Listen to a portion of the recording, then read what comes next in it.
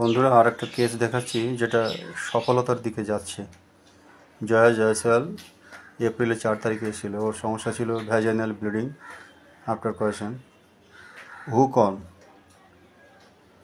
Urethral opening থেকে hook on বেরিয়ে আসতো পেচ্ছাপ করার সময়, প্রায় দিনই একবার। 4 মাস ধরে এটা চলছিল। হেমারয়েড ছিল, লিউকোরিয়া, ভুগছিল খুব, এখন একটু কমেছে। তো ডাবল টিক মানে এগুলো ডেভেলপ করেছে, ভালো আছে, ভালো হয়েছে। গতকাল ওর ছিল ভ্যাজাইনাল ইচিং, যেটা বলছিল আর কি, আর অ্যামিনোরিয়া। তো দুটোতেই দেখলাম সিপিয়া। তো ওকে আমি